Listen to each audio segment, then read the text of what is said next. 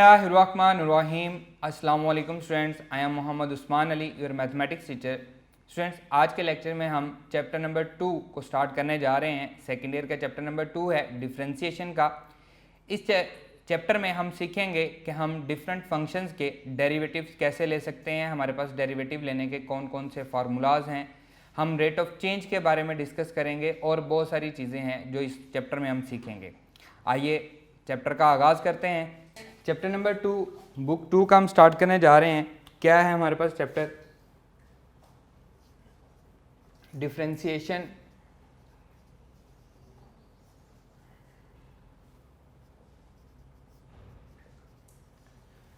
ये हमारे पास चैप्टर का नाम है। अब हम स्टार्ट करते हैं। सबसे पहले मैं आपसे क्वेश्चन पूछता हूँ, what are the dependent and independent variables?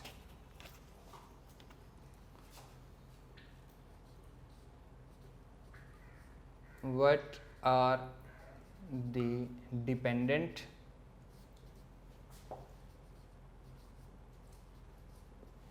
and independent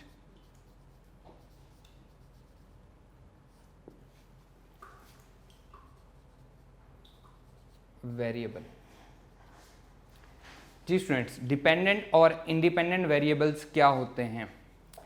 देखें, नाम से जाहिर है डिपेंडेंट जिस पे डिपेंड किया जाए, जो डिपेंड कर रहा हो। डिपेंडेंट का मतलब क्या है? जो डिपेंड कर रहा हो। जैसे आप अभी स्टूडेंट हैं, खुद अर्निंग नहीं करते तो आप अपने पेरेंट्स पे डिपेंड करते हैं। आपको कोई भी पॉकेट मनी चाहिए होती है, कोई भी चीज़ खरीदनी है, अपने स्टेशनरी खरीदनी है, कुछ भी करना है तो आप उसके लिए अपने पेरेंट्स पे डिपेंड करते हैं। तो आप डिपेंडेंट हैं किस पे? अपने पेरेंट्स पे। इसी तरह से दूसरा वर्ड है इंडिपेंडेंट। इंडिपेंडेंट जिसको कोई प्रॉब्लम नहीं है, जैसे आपके पेरेंट्स हैं, वो इंडिपेंडेंट हैं, वो अपना खुद अर्निंग करते हैं और अपनी चीज़ें खुद परचेज़ करते हैं। उनको जो भी चाहिए होता है वो अपनी मर्ज़ी से ले सकते हैं, इसलिए हम उनको इंडिपेंडेंट कहते हैं। अब हम वेरिएबल्स में जब बात करते हैं, मैथ्स की लैंग्वेज में जब हम बात करेंगे तो डिपेंडेंट और इंडिपेंडेंट को हम समझेंगे। हमारे पास एक फंक्शन है a is equals to pi r square. Circle का एरिया का फॉर्मूला है a is equals to pi r square. अब हमने ये चेक करना है कि यहाँ पे डिपेंडेंट वेरिएबल हमारा कौन सा है और इंडिपेंडेंट वेरिएबल हमारा कौन सा है। अब देखें, अगर रेडियस हमारे पास 1 हो तो सर्कल का एरिया क्या आएगा? पाई आ जाएगा। अगर रेडियस हमारे पास 2 हो तो सर्कल का एरिया क्या आएगा? 4 पाई आ जाएगा। इसी तरह से अगर रेडियस हमारे पास 3 हो तो सर्कल का एरिया क्या आएगा? 9 पाई आ जाएगा। तो यहाँ से जिसको हम इजीली अपनी मर्जी से वैल्यूज दे रहे हैं वो फंक्शन क्या कहलाता है? इंडिपेंडेंट वेरिएबल कहलाता है। इंडिपेंडेंट वेरिएबल ऐसा वेरिएबल जिसको हम अपनी मर्जी से वैल्यूज पुट करते जाएं और उसकी वजह से चेंज किस में आ रहा है? वो एरिया में आ रहा है। तो एरिया जो है वो डिपेंडेंट वेरिएबल है। Dependent variable in that case. जैसे जैसे हम रेडियस को बड़ा करते जा रहे हैं, रेडियस हमारा बढ़ता जा रहा है, तो सर्कल का एरिया भी क्या होता जा रहा है? बड़ा होता जा रहा है, एक्सपेंड। और जैसे जैसे हम रेडियस को कम करते जाएंगे, हमारा सर्कल का एरिया भी जो है वो क्या होता जाएगा? कम होता जाएगा। तो यहाँ पे हम कह सकते हैं कि एरिया किस पे डिपेंड करता है? रेडियस पे डिपेंड करता है। यहाँ पे हम क्या बात कहेंगे? एरिया जो है वो किस पे डिपेंड करता है? वो रेडियस पे डिपेंड करता है। इसलिए रेडियस r जो है यहाँ पे इंडिपेंडेंट वेरिएबल है और a जो है ये हमारे पास डिपेंडेंट वेरिएबल है। इसी तरह से एक और एग्जांपल मैं लिखता हूँ, y is equals to x plus 3। ये मैंने एक फंक्शन लिखा है। अब यहाँ पे आप अपनी मर्जी से डोमेन, जिसको हम कहते हैं, डोमेन की वैल्यूज आप किस में पुट करते हैं? आप हमेशा x में पुट करते हैं। तो x हमारा क्या है? इंडिपेंडेंट वेरिएबल है। x में वैल्यू पुट करने की वजह से y का आंसर मिलता है। ये फंक्शन सॉल्व होता है। जैसे 1 पुट करेंगे आंसर 4 आएगा, 2 पुट करेंगे आंसर 5 आएगा, 3 पुट करेंगे आंसर 6 आएगा। वो किसके आंसर आ रहे हैं? वो y के आंसर आ रहे हैं। तो यहाँ पे हमारे पास जो डिपेंडेंट वेरिएबल है वो क्या है? y है। और ये y किस पे डिपेंड करता है? डिपेंडेंट वेरिएबल है। और x क्या है? इंडिपेंडेंट। x हमारे पास इंडिपेंडेंट वेरिएबल है। क्लियर है? डिपेंडेंट एंड इंडिपेंडेंट की आपको समझ आ गई होगी। अब नेक्स्ट हम पढ़ते हैं जी कि रेट ऑफ चेंज क्या होता है, क्योंकि हमारा ये जो डिफरेंशिएशन है इसमें हम बार बार एक वर्ड यूज़ करेंगे रेट ऑफ चेंज का। तो उसके लिए मैं सबसे पहले एक फंक्शन ले रहा हूँ जिसको हम कहते हैं constant function.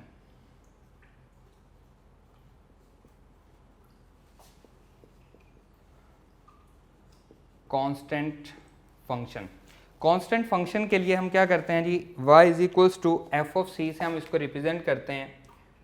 y equals to सी से हम इसको रिप्रेजेंट करते हैं, ये हमारे पास कांस्टेंट फंक्शन है। एंड वी नो डैट, हम पढ़ चुके हैं y is equals to f of x में, हमने फर्स्ट चैप्टर में पढ़ा है कि y जो है एफ ऑफ एक्स के इक्वल होता है। इसका मतलब है इसको मैं लिख सकता हूँ f of x is equals to c, f of x is equals to c भी मैं इसको लिख सकता हूँ।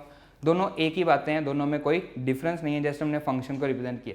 सी कोई कांस्टेंट हो सकता है, सी 1 2 3 4 -1 -2 -3 2.5 1 -1.5, ये कुछ भी कोई भी वैल्यू हो सकती है। तो लेट कर लेते हैं कि लेट, मैं इसको सी को let see is equals to हम 2 ले लेते हैं सिर्फ समझने के लिए।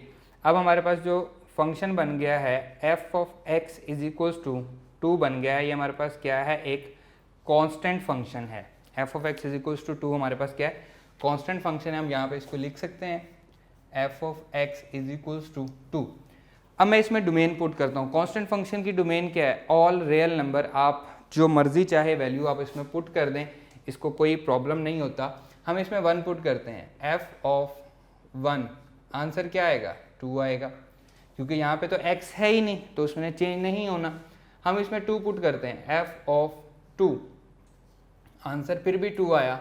एफ ऑफ 3, आंसर फिर भी 2 आया।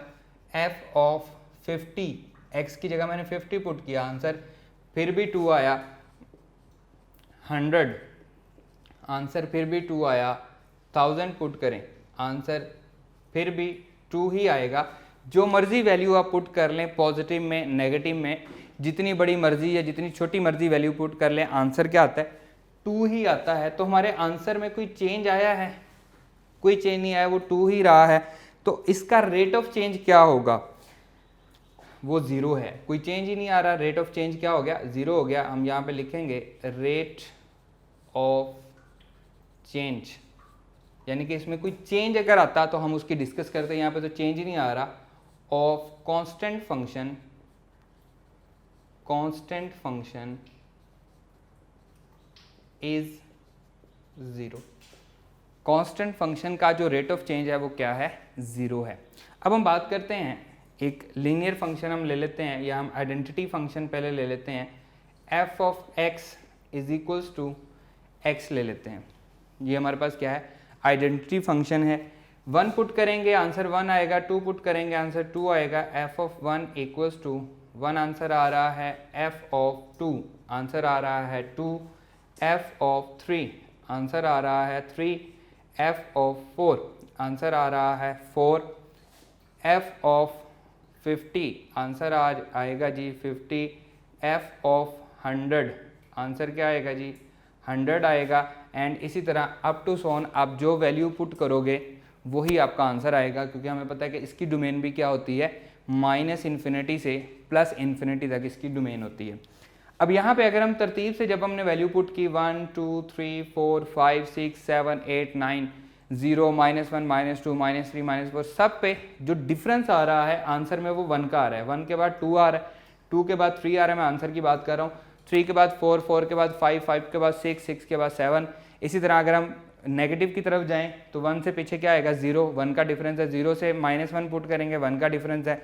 इसी तरह से जैसे जैसे आप मूव करते जाएंगे तो हमारे पास ये डिफरेंस क्या आ रहा है, 1 का डिफरेंस आ रहा है। तो हम यहाँ पे बात करेंगे कि रेट ऑफ चेंज क्या आया है, rate of change of identity function, of identity function that is equals to 1 या इज 1। यहाँ पे हमारे पास रेट ऑफ चेंज क्या है, 1 का रेट ऑफ चेंज है, ठीक है। लेकिन जैसे ही हम पावर पे जाते हैं, हम नेक्स्ट जो फंक्शन लेते हैं f of x is equals to x square मैं फंक्शन ले लेता हूँ। अब यहाँ पे क्या है, इसमें मैं वैल्यूज़ पुट करता हूँ, f of one that is equals to क्या आ जाएगा जी, 1 आ जाएगा।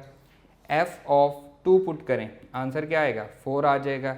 एफ ऑफ 3 पुट करें, आंसर 9 आ जाएगा। एफ ऑफ 4 पुट करें, आंसर 16 आ जाएगा। 4 का स्क्वायर 16 आ जाएगा। एफ ऑफ 5 पुट करें, आंसर 25 आ जाएगा। इसी तरह से एफ ऑफ 6 पे आंसर 36 आ जाएगा and up to so on. ये इसी तरह जो भी वैल्यू हम इसमें जो भी इनपुट देंगे उसका हमें स्क्वायर होके हमें आउटपुट मिलेगा। अब यहाँ पे इनका डिफरेंस क्या है जी स्टूडेंट्स, एफ ऑफ 1 पे 1 आंसर आ रहा है, 2 पे 4 आंसर आ रहा है, 3 पे 9 आंसर आ रहा है, 4 पे 16 है, 5 पे 25 है, 6 पे 36 है। हम जो भी वैल्यू पुट करते हैं उसका स्क्वायर होके हमें आंसर मिल जाता है। तो अब यहाँ पे अगर मैं इनका डिफरेंस चेक करूँ, 3 का डिफरेंस है, अगर इसका डिफरेंस चेक करूँ 5 है, इसका डिफरेंस चेक करूँ ये हमारे पास 7 है एंड इसी तरह से अब क्या मैं कोई सेम डिस्टेंस ले पा रहा हूँ, क्या मैं इसका जो चेंज है वो सब में सेम ही आ रहा है, ऐसा नहीं है, सब में सेम नहीं आ रहा। तो यहाँ पे एक क्वेश्चन है कि how we will find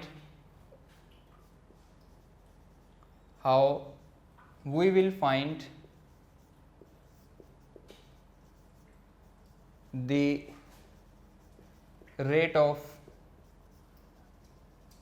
change, हम रेट ऑफ चेंज कैसे फाइंड करेंगे, ये हमारे लिए क्वेश्चन है। इसी तरह से हमारे पास फंक्शन है y is equals to x cube plus 2x square minus x plus 3। इसका रेट ऑफ चेंज आप कैसे फाइंड करेंगे, फंक्शन है y is equals to 2x minus 1 2x power 4 minus 1 divided by x plus 3। इसका rate of change आप कैसे find करेंगे, हमारे पास ट्रिग्नोमेट्रिक फंक्शंस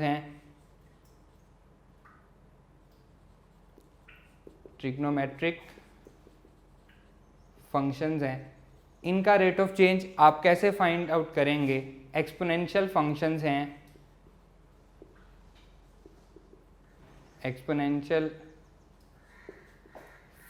हैं, इनका रेट ऑफ चेंज आप कैसे फाइंड आउट करेंगे। ये हमारे पास कोई मेथड नहीं है जिससे हम रेट ऑफ चेंज फाइंड करते हैं, इसके लिए हमारे पास कोई ना कोई प्रॉपर मेथड होना चाहिए जिसको हम फॉलो करके रेट ऑफ चेंज को फाइंड आउट करें। ये जस्ट एक हमारे पास लेमैन का टाइप है जिसमें हम एक आधे फंक्शन को तो शायद रेट ऑफ चेंज हम चेक कर सकें।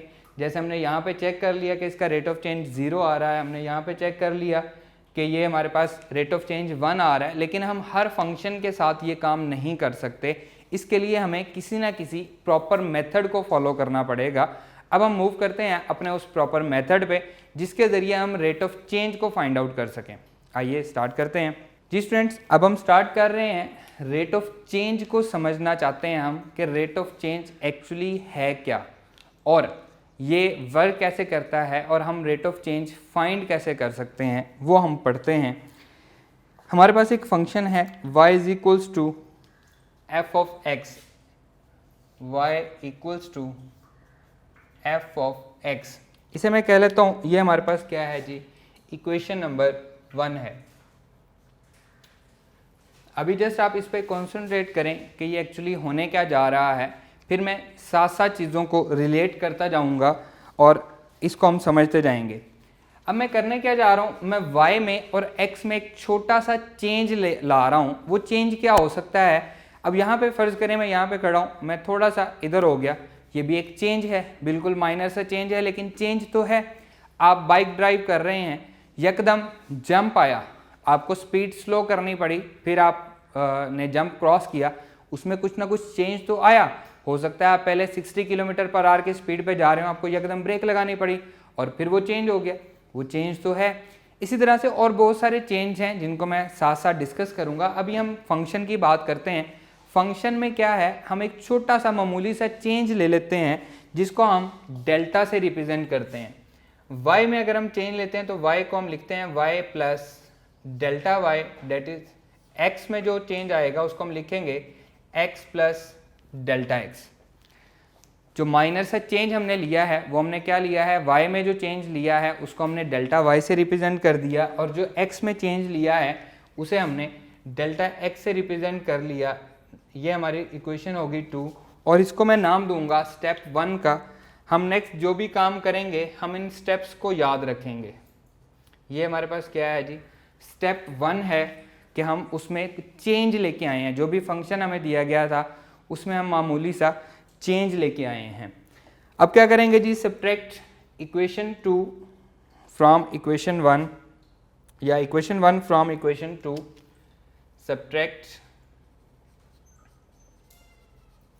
Subtract equation 1 from equation 2।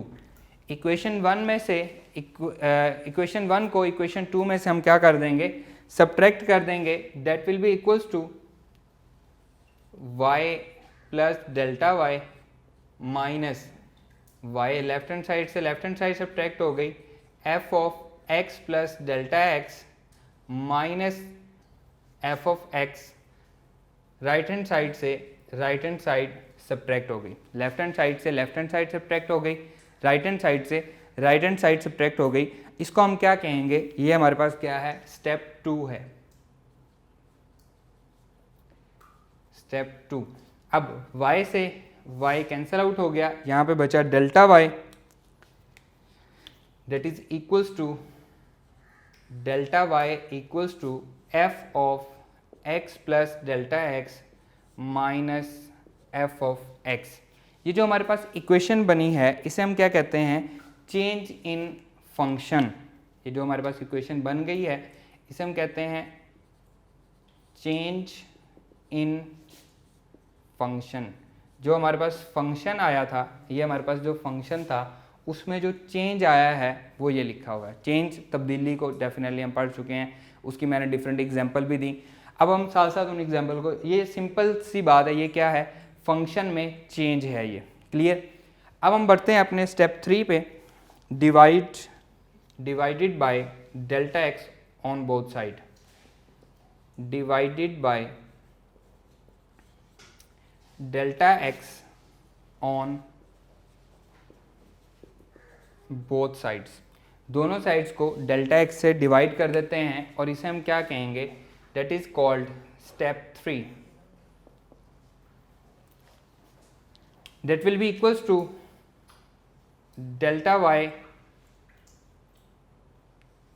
over delta x, that is equals to f of x plus delta x minus f of x divided by delta x।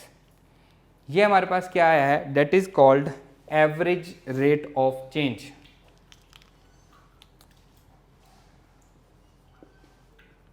average rate of change. अब average rate of change क्या होता है, फ़र्ज़ करें आप move कर रहे हैं, यहाँ से आपने जाना है, लाहौर से इस्लामाबाद तक जाना है, मोटरवे को आप यूज़ करते हैं, तो क्या ऐसा है कि आप 120 की स्पीड से मूव करेंगे थ्रू आउट, यानी कि आप टोल प्लाज़ा जो आएगा उसको भी 120 की स्पीड से क्रॉस करेंगे? ऐसा तो नहीं है, कहीं पे आपको स्पीड कम करनी पड़ेगी, कहीं पे आपको स्पीड बढ़ानी पड़ेगी, कहीं पे कोई प्रॉब्लम आएगा, स्पीड आपकी फिर कम हो जाएगी, कहीं पे ज़्यादा हो जाएगी। तो हम फ़र्ज़ कर लेते हैं कि आपने 5 इंटरवल्स में स्पीड को चेक किया, कहीं पे आपके पास 120 किलोमीटर पर आवर आ रही थी, कहीं पे आपके पास 20 आ रही थी, कहीं पे आपके पास 100 आ रही थी, कहीं पे आपके पास 140 आ रही थी। तो इन सब को आप क्या कर सकते हैं, एवरेज निकाल सकते हैं। एवरेज आप पहले भी पढ़ चुके हैं, आप इन सब की एवरेज निकाल सकते हैं। तो जो हमारे पास आंसर आएगा वो फ़र्ज़ कर लेते हैं कि वो आता है जी 105। तो हम कहेंगे कि आपने लाहौर से इस्लामाबाद तक 105 किलोमीटर पर आवर की स्पीड के साथ मूव किया, वो आपकी क्या है, एवरेज स्पीड है। बात समझ आई आपको एवरेज की? एवरेज रेट ऑफ चेंज क्या है, जो डिफरेंट वैल्यूज़ लेने के बाद आपके पास एक रिज़ल्ट आता है, डिफरेंट वैल्यूज़ की एवरेज निकालने के बाद जो रिज़ल्ट आता है उसे हम क्या कहेंगे, ये हमारे पास एवरेज रेट ऑफ चेंज है। अब हम इस पर लिमिट अप्लाई करते हैं, applying limit on both side, applying limit delta x approaches to 0। अब डेल्टा एक्स में 0 को अप्रोच कर रहा हूँ, 0 नहीं ले रहा क्योंकि डिवाइडेड बाय 0 तो अनडिफाइन हो जाएगा, 0 को अप्रोच कर रहा हूँ। जैसे जैसे हम 0 के करीब होते जाएंगे तो हमारा जो चेंज है वो बहुत छोटा होता जाएगा, उसको हम लिखेंगे, इसको हम स्टेप 4 का नाम देंगे। जब हम लिमिट अप्लाई करते हैं तो स्टेप 4 का हम नाम देते हैं इसको, that will be equals to limit delta x approaches to 0, limit delta x approaches to 0 delta y over delta x, delta y over delta x that is equals to limit delta x approaches to 0 f of x plus delta x minus f of x divided by delta x, that is called instantaneous rate of change.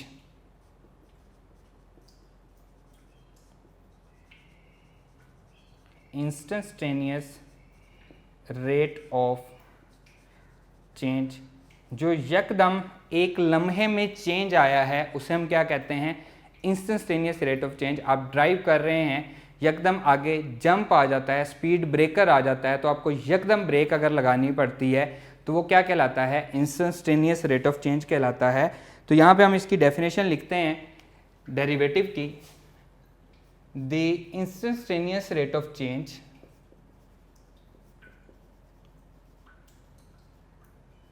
instantaneous rate of change of dependent variable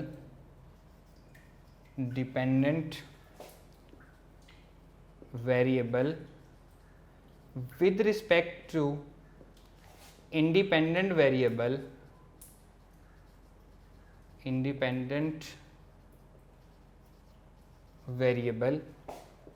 is called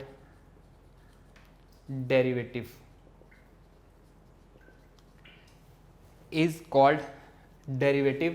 instantaneous rate of change अभी हमने पढ़ लिया कि instantaneous rate of change क्या होता है, जो एक लम्हे में चेंज आता है, जस्ट लम्हे का जो चेंज है ऑफ डिपेंडेंट वेरिएबल को भी हम पढ़ चुके हैं, इंडिपेंडेंट वेरिएबल को भी हम पढ़ चुके हैं।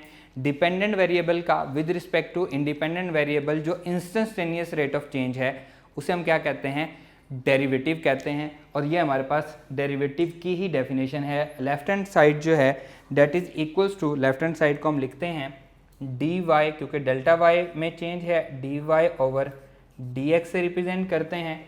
लेफ्ट हैंड साइड भी लेफ्ट हैंड साइड ये है हमारे पास, इसको हम d y over d x से रिप्रेजेंट करते हैं। ये हमारे पास राइट हैंड साइड है, राइट हैंड साइड को हम एफ डैश ऑफ एक्स से रिप्रेजेंट करते हैं। ये जस्ट इसकी डिफरेंट नोटेशंस हैं, आपकी बुक पे भी मुख्तलिफ साइंटिस्ट ने मुख्तलिफ नोटेशन यूज़ किए हैं, वो वहाँ पे एक टेबल में बना के उन्होंने लिखी हुई हैं। पेज नंबर 44 पे आपको दी गई हैं, डिफरेंट नोटेशंस हैं। ये जस्ट क्या है डेफिनेशन, दोनों ये भी हम limit delta x approaches to 0 delta y over delta x, अगर y के हिसाब से हम देखेंगे तो हम उसको dy ओवर dx कहेंगे डेरिवेटिव को। अगर f ऑफ x हमें फंक्शन दिया गया होगा तो हम डेरिवेटिव को f डैश ऑफ x से रिप्रेजेंट करेंगे, और ये उसकी डेफिनेशन है। लेफ्ट हैंड साइड भी उसकी डेफिनेशन है, ये भी उसकी डेफिनेशन है। डेरिवेटिव आपसे ज़रूरी नहीं है वो पूछेगा जी बताएं dy ओवर dx बताएं, ये तो सिंपल सा वे है। वो आपसे पूछ सकता है जी limit delta x approaches to 0 delta y over delta x बताएं, तो इसका मतलब क्या है, वो आपसे डेरिवेटिव ही पूछ रहा है। वो आपसे ये भी पूछ सकता है कि limit delta x approaches to 0 f of x plus delta x minus f of x divided by delta x बताएं, किसी भी फंक्शन का, वो फंक्शन आपको दरमियान में दिया गया होगा। अब वो आपसे क्या पूछ रहा है, वो आपसे डेरिवेटिव ही पूछ रहा है। थर्ड वे, वो आपसे कहता है कि बताएं रेट ऑफ चेंज बताएं। रेट ऑफ चेंज का मतलब क्या है, वो तब भी आपसे डेरिवेटिव ही पूछ रहा है। तो ये कोई डिफरेंट बातें नहीं हैं, ये सेम बातें ही हैं कि आपसे वो डायरेक्टली कह दे कि d y over d x find करें, आपको कोई फंक्शन दिया गया हो, जैसा कि आपके एफएससी तक वो सीधी सीधी बातें ही करेगा। एफएससी में वो आपसे d y over d x पूछ लेगा, वो आपसे एफ डैश ऑफ एक्स पूछेगा, आपसे वो कहेगा रेट ऑफ चेंज बता दें। ठीक है, आगे चल के हम पढ़ेंगे स्लोप ऑफ द कर्व पढ़ेंगे, वो भी आपसे डेरिवेटिव ही पूछेगा।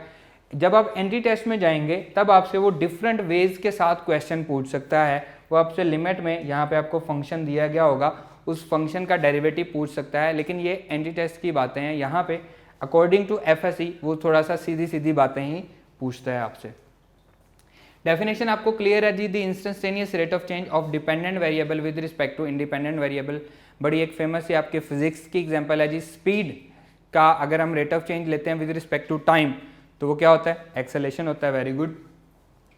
तो एक्सेलेरेशन भी क्या है, जब हम स्पीड का डेरिवेटिव लेते हैं with respect to time, speed हमारे पास क्या है, डिपेंडेंट वेरिएबल है, और उसका हम डेरिवेटिव ले रहे हैं with respect to independent variable जो कि क्या है, टाइम है। टाइम हमारे इंडिपेंडेंट वेरिएबल है, तो हमारे पास क्या आ जाता है, एक्सेलेरेशन आ जाता है। क्लियर है जी। अब हम नेक्स्ट डेफिनेशन पढ़ते हैं। The process of finding the derivative, the process of finding the derivative is called differentiation.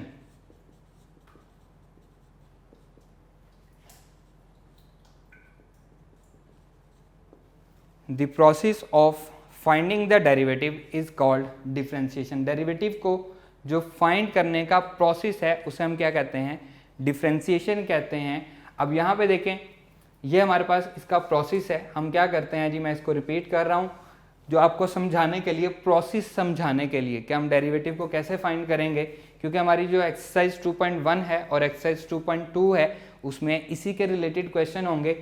ये जो प्रोसेस है इसे हम कहते हैं, इसके डिफरेंट नाम हैं। इसे हम कह सकते हैं जी find the derivative with the help of ab initio method. Ab initio method. वो आपसे डिमांड कर सकता है, आपको कोई भी फंक्शन दिया गया हो सकता है y equals to x square plus 2, और वो आपसे कह सकता है find the derivative with the help of ab initio method. Number 2, इसी का सेकेंड नेम है find the derivative with the help of first principle. अगर वो आपसे कहता है कि फर्स्ट प्रिंसिपल से आप डेरिवेटिव फाइंड करें तब भी आप यही 4 स्टेप करेंगे। और अगर वो आपसे कहता है by definition find the derivative, by definition find the derivative of given function, कोई भी फंक्शन आपको दिया गया है, तब भी आप ये 4 स्टेप ही करेंगे जो भी आपको फंक्शन दिया गया होता है। इनको मैं रिपीट कर रहा हूँ चारों स्टेप को। हमें कोई भी फंक्शन दिया गया, यहाँ पे मैंने y equals to f of x लिया है, तो हमारा जो स्टेप 1 है वो क्या होगा, हम फंक्शन में चेंज लेके आएंगे। y में भी चेंज आएगा और x में भी चेंज आएगा, दोनों डिपेंडेंट वेरिएबल में भी आएगा, और ये डिपेंडेंट वेरिएबल है, x हमारा इंडिपेंडेंट वेरिएबल है, दोनों में हम चेंज लेके आएंगे। चेंज को हम किससे रिप्रेजेंट करते हैं, हम डेल्टा से रिप्रेजेंट करते हैं, क्योंकि वो y में है तो डेल्टा y हो जाएगा, x में है तो डेल्टा x हो जाएगा।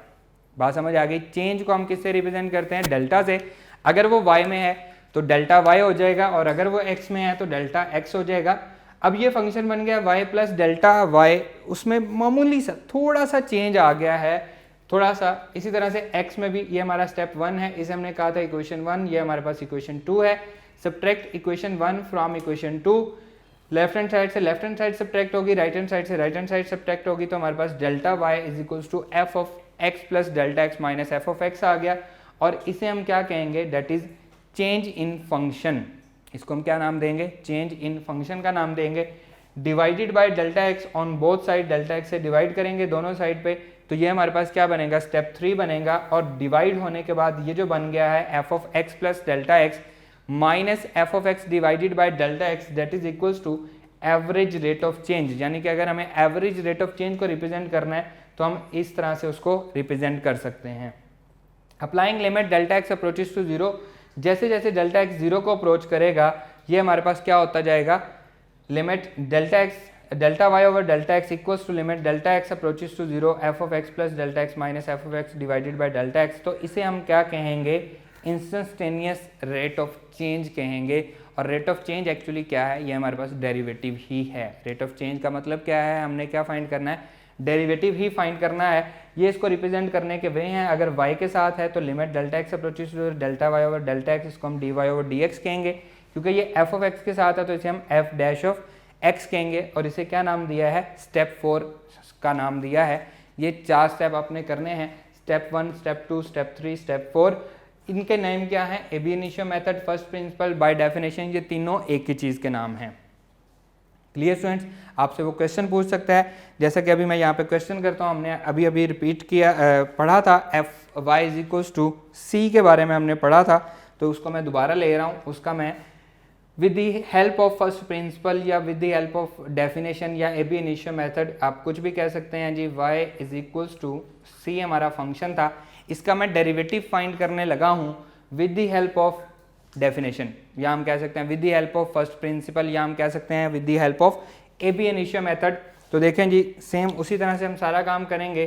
स्टेप 1, आपने इसको नहीं भूलना, स्टेप हमेशा यही रहेंगे, स्टेप को नहीं भूलना। आप इसमें चेंज लेके आएंगे, y में जो चेंज आएगा उसे डेल्टा y से रिप्रेजेंट करेंगे, y plus delta y equals to, यहाँ पे x है ही नहीं तो ये c ही रहेगा, और डेट इज इक्वेशन नंबर 1। ये हमेशा जो हमें फंक्शन दिया होगा इक्वेशन नंबर 1 होगी, और जो हम चेंज लेके आएंगे वो हमारे पास इक्वेशन नंबर 2 होगी। अब हम क्या करेंगे जी, subtract equation 1 from equation 2, subtract equation 1 from equation 2। Equation 1 को इक्वेशन 2 में से सब्ट्रैक्ट कर देंगे तो डेट इज स्टेप 2। ये हमारे पास स्टेप 2 हो जाएगा। क्या करेंगे जी, y plus delta y, left hand side से लेफ्ट हैंड साइड सब्ट्रैक्ट हो जाएगी, y plus delta y minus y equals to, right hand side से राइट हैंड साइड सब्ट्रैक्ट हो जाएगी, तो ये हो जाएगा जी c माइनस सी। y से y कैंसिल आउट हो गया, c से c कैंसिल हो गया, तो यहाँ से बचा डेल्टा y इक्वल्स टू 0 आ गया।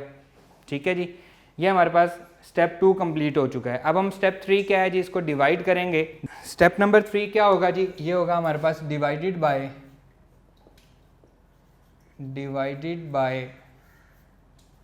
Delta x. डेल्टा एक्स से हम इसको डिवाइड करेंगे तो ये, इसको हम क्या नाम देंगे, that is step 3, step number 3, that will be equals to delta y over delta x, delta y over delta x equals to 0 over delta x।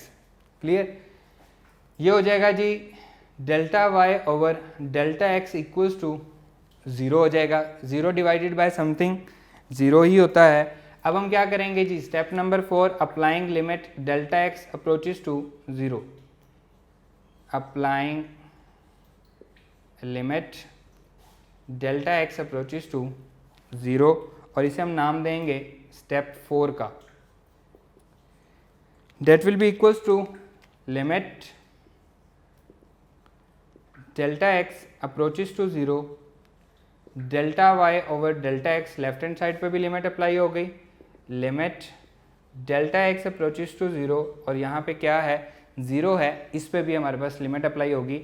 ये क्या बन जाएगा, limit delta x approaches to 0, इसको हम रिप्रेजेंट करेंगे d y over d x से। ये हमारे पास डेरिवेटिव है d y over d x. Y क्या था, ये हमारे पास y है, y का derivative with respect to x। y क्या है, हमारे पास डिपेंडेंट वेरिएबल है, और x हमारे पास क्या है, इंडिपेंडेंट वेरिएबल है। इस पे जब लिमिट अप्लाई होगी 0, ये हमारे पास 0 ही रहेगा। तो कांस्टेंट का डेरिवेटिव, ये हमने पहले भी पढ़ा था कि कांस्टेंट का रेट ऑफ चेंज क्या था, 0 था। तो यहाँ पे देखें कांस्टेंट का रेट ऑफ चेंज या कांस्टेंट का डेरिवेटिव क्या आ रहा है, ये 0 आ रहा है, और यही हमारा रिक्वायर्ड आंसर भी है। Clear students? जी स्टूडेंट्स, नेक्स्ट हम फंक्शन ले रहे हैं जी y is equals to x, y equals to x, और इसे हम क्या कहेंगे, ये क्या है, इक्वेशन नंबर 1 है। हमने रेट ऑफ चेंज फाइंड करना है, या हम कह सकते हैं हमने क्या फाइंड करना है, डेरिवेटिव फाइंड करना है। स्टेप 1, इसमें हम चेंज लेके आएंगे। स्टेप नंबर 1, चेंज क्या आएगा जी, y plus delta y, y plus delta y equals to x plus delta x, और इसे हम क्या कहेंगे, that is equation number 2। Next क्या है जी, subtract equation 1 from equation 2। Equation 1 जो है हम इक्वेशन 2 में से सब्ट्रैक्ट करेंगे तो ये क्या बनेगा, ये हमारा हो जाएगा जी step number 2। That will be equals to, left hand side से लेफ्ट हैंड साइड सब्ट्रैक्ट हो जाएगी, delta y minus y equals to x plus delta x minus x. तो y से y कैंसिल आउट हो जाएगा, x से x cancel हो जाएगा, ये बचेगा delta y equals to delta x बच जाएगा। क्लियर।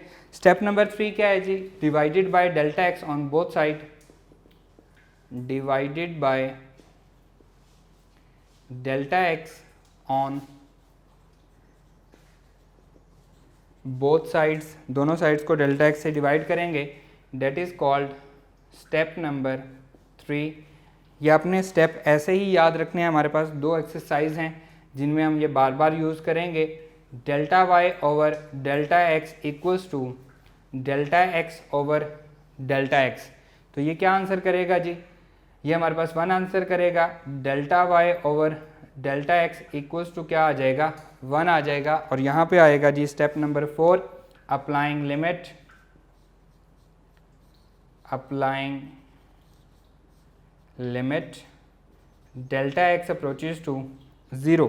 सो इसे हम क्या नाम देते हैं जी, ये है हमारे पास step number 4। That will be equals to limit delta x approaches to 0, limit delta x approaches to 0 delta y over delta x equals to limit delta x approaches to 0 and ये क्या हो जाएगा 1। अब ये क्या बनेगा जी, limit delta x approaches to 0 delta y over delta x, इसको हम लिखेंगे d y over d x, d y over d x, that is equals to, इसका आंसर क्या आएगा 1 आएगा। तो हमारे पास जो आइडेंटिटी फंक्शन था जो हमने पहले भी लिया था उसमें हमारे पास रेट ऑफ चेंज क्या आ रहा था, 1 का रेट ऑफ चेंज आ रहा था, तो यहाँ पे भी वही आ रहा है। तो हम क्या कहेंगे जी, इसका x का डेरिवेटिव क्या होगा, 1 होगा।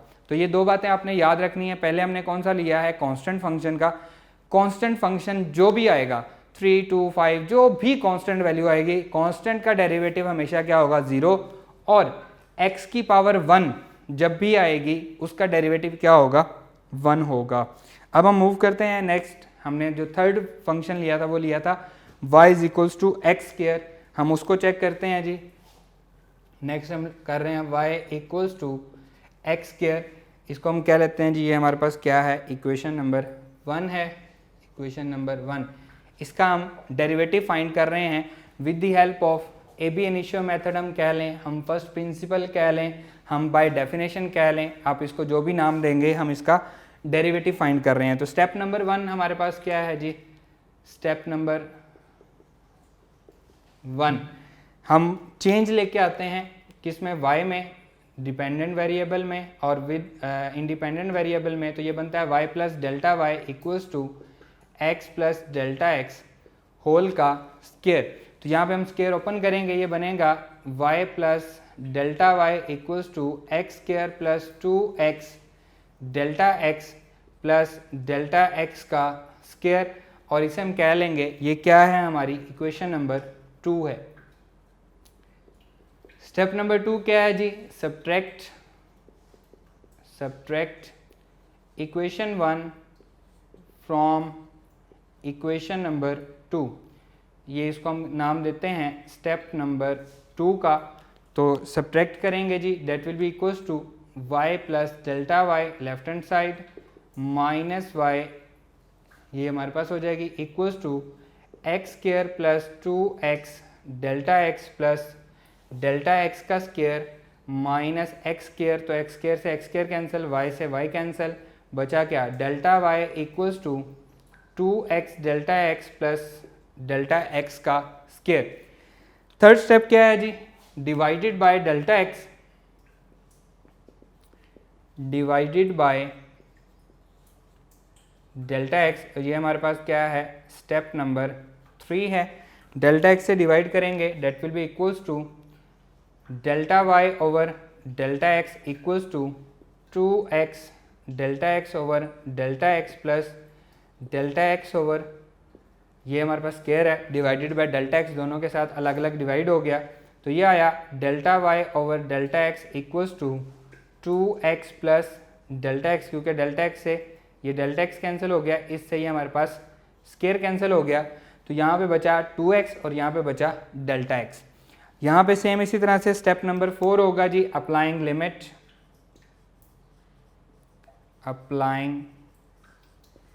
Limit delta x approaches to 0, और इसे हम क्या कहेंगे, ये क्या है हमारा स्टेप नंबर 4 है। स्टेप नंबर 4 लिमिट अप्लाई करेंगे, ये बनेगा limit delta x approaches to 0 delta y over delta x equals to limit delta x approaches to 0 2x plus delta x. तो लेफ्ट हैंड साइड का आंसर क्या आएगा जी, ये आएगा dy over dx equals to 2 as it is, ऐसा ही है। अब डेल्टा एक्स में लिमिट अप्लाई होनी है तो 2x एज इट इज आ जाएगा, प्लस डेल्टा एक्स क्या हो जाएगा, 0 हो जाएगा जब हम लिमिट अप्लाई करेंगे। तो यहाँ पे हमारा जो आंसर बन रहा है वो क्या है, dy over dx equals to किसके आ रहा है, 2x के, और ये हमारे पास फंक्शन क्या था, y is equals to x square था, तो ये y is equals to x square का डेरिवेटिव क्या आ रहा है, 2x आ रहा है। वही 3 स्टेप हैं जो हमने शुरू में भी यूज़ किए थे, हम इसको नाम देते हैं ab initio मेथड का, फर्स्ट प्रिंसिपल का या बाय डेफिनेशन का। इन तीनों का मतलब एक ही है, हमें ये 4 स्टेप करने हैं। पहले स्टेप में हमें उसमें चेंज लेके आना है, दूसरे स्टेप में हमें सब्ट्रैक्ट करना है, तीसरे स्टेप में हमें डिवाइडेड बाय डेल्टा एक्स करना है, और चौथे स्टेप में आपको क्या करनी है, लिमिट पुट करनी है। इसी को मद्देनजर रखते हुए हमने y is equals to x को भी हमने सॉल्व किया और y is equals to x square को भी हमने सॉल्व किया। वही 4 स्टेप किए हैं, यहाँ से हमें डेरिवेटिव मिलना शुरू हो गए। क्लियर है? तो ये वो हमारे पास मेथड है। इसके अलावा भी हम बहुत सारे मेथड पढ़ेंगे इस चैप्टर में आगे जाके।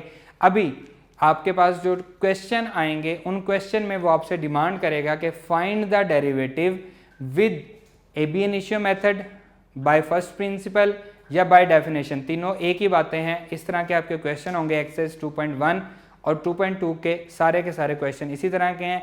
इंशाल्लाह नेक्स्ट लेक्चर में हम उनको स्टार्ट करेंगे। हमारा ये लेक्चर यहीं पे ख़त्म होता है। नेक्स्ट लेक्चर में आपसे मुलाकात होगी। अल्लाह हाफिज़।